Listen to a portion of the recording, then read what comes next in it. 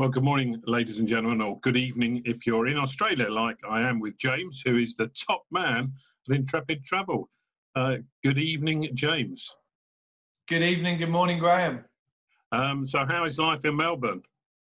Well, it's a bit tricky at the moment, Graham. We're sadly in lockdown 2.0, as we're calling it. We're living with nightly curfews. We can't leave our house more than 3 miles, and we can only leave for an hour a day. So it's pretty miserable. The virus is spreading, but we're remaining upbeat and hopeful things will turn a corner soon. Yeah, that sounds quite grim. I mean, I think across the world there are various levels of lockdown, and governments are taking different ways of trying to eliminate the virus, or certainly get it down to a manageable level.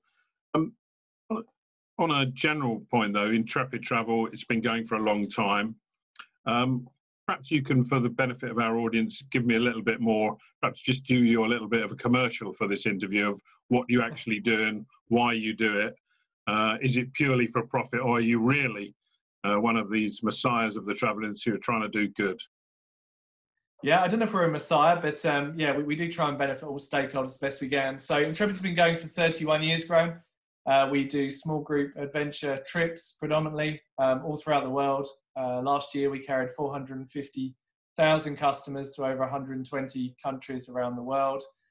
We are one of the few certified BCorp travel companies. We've been a certified BCorp travel company the last couple of years, independently owned by the original co-founders who started Intrepid back in 1989. So we've been growing strongly, really focused on doing two things. One, growing the market for what we call sustainable experience-rich travel. And the second one is trying to operate a business that balances both having a purpose, but also delivering profitability too. And that really comes with our roots of being a certified B Corp. But obviously, like the rest of the travel industry, we've been having a challenging last 4 or 5 months. Yeah, well, being a B Corp in the travel industry is almost a unique position, I would think. I'm not sure it is, but it's almost unique. I'm not sure of any other adventure companies that have that status, but maybe they do, and I'm unaware of it.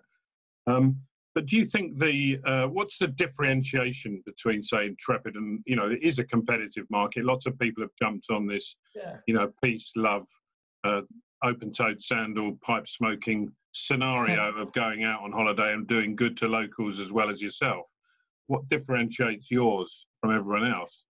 Two key differentiators for me, Graham. The first one is that B Corp certification. I think there's a lot of companies that say they do good, but often when you scratch under the surface, it tends just to be good marketing. Often good intentions, but when we're often not, it is good marketing. As a certified B Corp, we have to go through a very rigorous external assessment.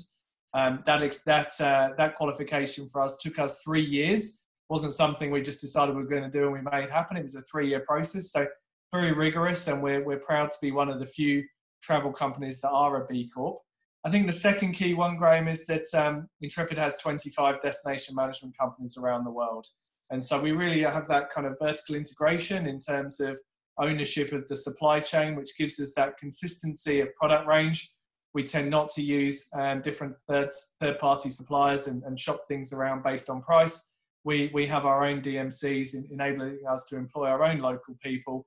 And that I believe gives us that unique kind of quality of trip proposition. Excellent. Now, do you think that although it's obviously a dreadful thing, lots of people have lost their lives, economies are crashing left, right, and centre. But in the longer term, do you think, given your sustainable, responsible background, given your almost philanthropic attitude towards the travel industry, do you think that COVID-19 and the coronavirus crisis is an opportunity that's about to present itself for the travel industry to actually come out, perhaps not bigger, but better? I think so, Graham. I think, look, for me, I think it's time for the travel industry to increasingly be trying to clean up its act. If we think to a pre-COVID world, there were issues around over-tourism, issues around polluting of oceans, and I guess we at Intrepid fundamentally believe that the travel industry can only rebound stronger if it tries to rebuild more responsibly. Like you said, the sector's been brought to a grinding halt, and I think we'd be kind of remiss if it were not for something good. And so I guess we shouldn't be trying to aspire for things to go back to normal, but try and redefine what normal means. And for us, what normal increasingly should mean is sustainable and ethical travel, and trying to make that the mainstream of travel going forward. So we believe that the tourism industry needs to emerge from the crisis by placing more focus on sustainability, to ensure that there is actually a world to explore for future generations of travellers. And in your marketing, when you go out to people, you go out to the end user, but you also, certainly here in the UK, for example, you had a National Travel Agent Day, so you worked through the trade quite a bit. Do you think the trade is also in need of like a reboot in terms of their awareness of environment and sustainability? I think not so much a reboot. I think one of the things we found, Graham, is increasingly sustainability is being put at the top of agendas. I've spoken at a couple of these virtual conferences in the last few months, and it's interesting to see that sustainability used to be the topic at the bottom that people felt they had to add on at the end because it was the right thing to do. I think what you're starting to see now is sustainability often be at the top of the agenda. The tough thing when it comes to sustainability is it's a lot like things like, I guess, artificial intelligence for someone like me who's not particularly tech-led. How do you start going about it if you haven't done it before? And I think the key thing with sustainability is to start small, do something that aligns to your business, try and make some progress in it, and then build from there. You don't suddenly go from not doing anything to doing 10 things immediately. So I just think we are starting to see a movement and a shift from all sectors of the travel industry to recognise that sustainability is important. And along those lines, you're just about to release some information that would be useful for businesses of all sizes, I would imagine, but also very small businesses and how they can reduce their carbon footprint. Yeah, Graham. So this week we've launched a 10-step quick start guide, if you like, with the aim of trying to decarbonise your travel business. And it's a complimentary resource which we're providing, and it's an easy to follow action plan on reduction and offsetting for tourism businesses to follow, and includes actual practical examples and tips to encourage the industry to try and rebuild more sustainably amid the pandemic. So it includes tips from that which Intrepid has done in the past. Intrepid has been a carbon offset business since 2010. Like I said, we've been a certified BCorp over the last 2 years. So trying to use some examples of what we've done in the past to share with other companies so that they can help to also start to rebuild more responsibly themselves. Cool. Now, just finally, what's the current state of your tours and your trips? Are people able to book for 2021 yet with any sort of confidence? Yeah, look, we're slowly starting to see a few more green shoots, Graham. The brutal reality is, sales were down horrendously. I think May was 95% down year on year, June 85%. I think our July sales results came in at about 76% down year on year. So we are starting to see some progress. Actually, that main momentum is coming from our UK travellers.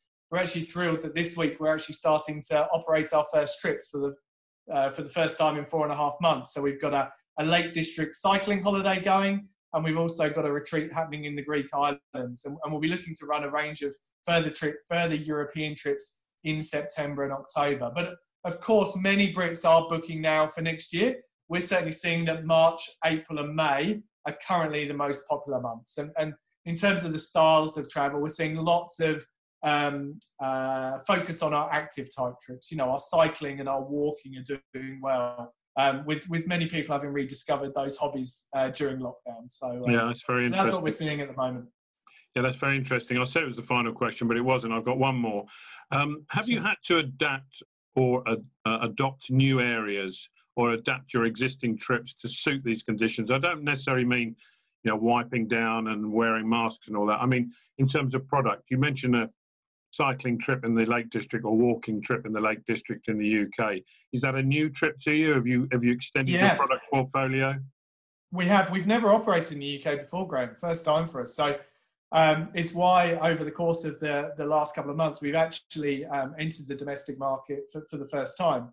We've got UK breaks, which are part of a new range called Intrepid Retreats, and they're kind of shorter getaways, which are close to home and focused on one location, rather than moving from place to place as you would on our normal Intrepid trips. And they've been specifically designed to try and benefit local communities and businesses rebounding from the pandemic. So yeah, it's one good thing that's come as a result of COVID is that for the first time we're operating trips in the UK and other domestic markets for us like Australia and New Zealand too. Good. Well, James, thank you very much. I wish you the very best with the carbon neutral program, and indeed in all your endeavours. I wish you the best of luck with tonight's curfew. I'm off to the golf course in a minute, but I don't want to make it sound bad for you. Very don't worry jealous, about that. Graham. Very jealous. Enjoy. Good. And thanks very much. I do appreciate your time. And Cheers, we'll see each other soon, hopefully.